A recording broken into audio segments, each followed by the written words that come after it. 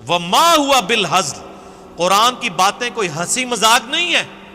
ہائے ہائے ہائے، کیسا زبردست انداز ہے، یہ کوئی مذاق کی بات نہیں ہے، بڑی سیریس چیز ہے، یہ قول فصل ہے۔ وَبِالْحَقِّ أَنزَلْنَاهُ وَبِالْحَقِّ نَزَلَ، جو سورہ بنی اسرائیل میں آتا ہے۔ قرآن پرپز کے ساتھ اتارا گیا اور یہ پرپز کے ساتھ اترا، فیصلہ کن کتاب۔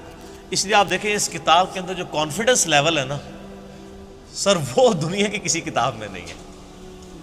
قرآن اگر آپ ترجمے سے پڑھیں نا تو اس کی سب سے ڈومیننٹ چیز آپ کو نظر آئے گی اس کا کانفیڈنس، کہ یہ کرو تو بچ جاؤ گے، یہ کرو گے تو مارے جاؤ گے۔ پورے اعتماد کے ساتھ بات ہو رہی ہوتی ہے، پورے پیشن کے ساتھ۔ میں نے پہلے بھی کئی دفعہ عرض کیا ہے کہ ایک امریکن یوتھ منسٹر مسلمان ہوئے، جوشوا، ان کے یوٹیوب پہ ایک ویڈیو ہے ان کے اسلام لانے کے اوپر، 1 کروڑ سے زیادہ لوگ دیکھ چکے ہیں، انگلش کے اندر ہے، آلموسٹ 1 گھنٹے کی۔ How Bible lead me to accept Islam, Bible کی وجہ سے میں کیسے اسلام تک پہنچا۔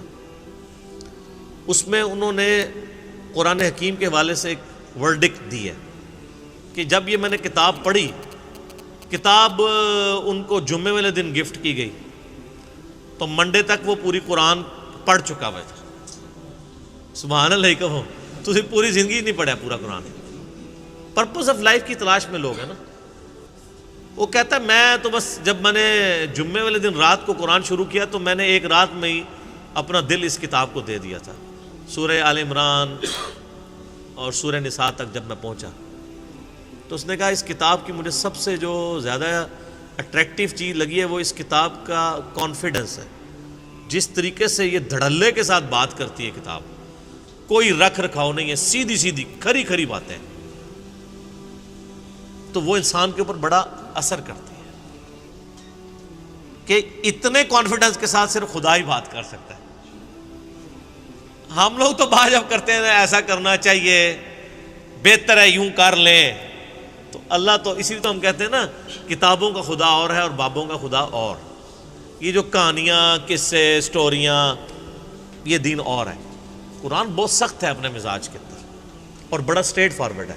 اچھا یہ بات کافروں کو بھی سمجھ آ گئی تھی۔ سورہ یونس میں آتا ہے نبی اس قرآن کو بدل دو یا کوئی اور قرآن لے آؤ، یہ بہت سخت ہے۔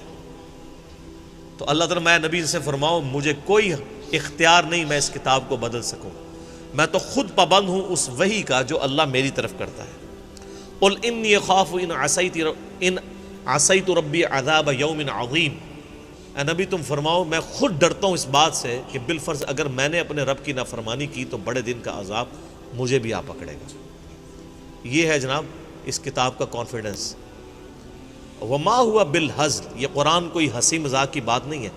اچھا اس سے ایک بات یہ بھی پتہ چلی کہ بعض اوقات کبھی مثال دینے کے لیے ہم کہہ دیتے ہیں نا، کوئی اللہ کے لیے مثال بیان کر دیتے ہیں یا کتاب اللہ کے لیے، تو وہ لوگ بعض اوقات کہتے ہیں جی وہ نقل کفر نہ باشد، وہ کہتے ہیں یہ تو آپ نے بڑی گستاخی کر دی ہے، ٹھیک ہے، تو یہ تو آپ نے قرآن کے بارے میں بات کر دی۔ اب یہاں پہ بھی دیکھیں اللہ تعالیٰ مثال خود بیان فرما رہا ہے کہ قرآن فیصلہ کن کتاب ہے، یہ کوئی ہنسی مذاق کی چیز نہیں ہے۔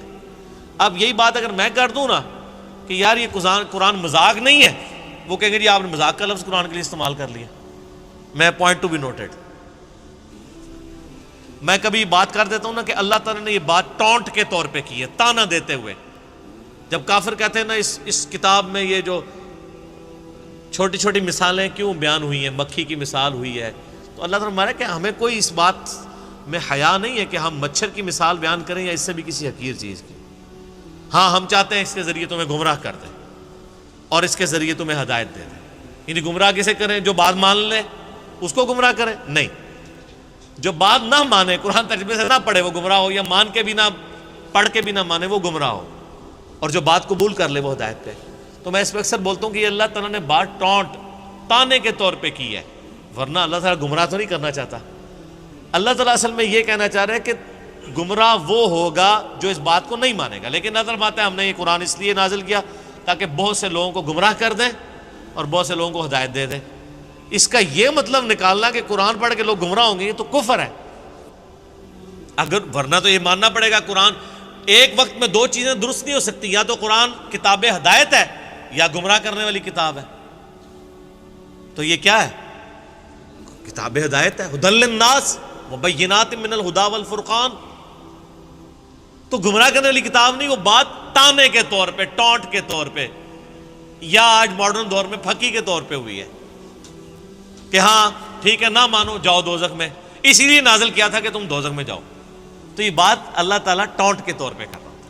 وہ جب ہم یہ مثال بیان کرتے ہیں وہ کہتے ہیں جی او دیکھیں جی وہ اللہ تعالیٰ کے لیے لفظ استعمال کر دیا. تو یہاں قرآن کے لیے کیا لفظ استعمال ہوا ہے؟ قرآن فیصلہ کن کتاب ہے، یہ کوئی مذاق نہیں ہے. تو یہ اللہ نے یہ نہیں کہا کہ کتاب مذاق ہے، مذاق نہیں ہے.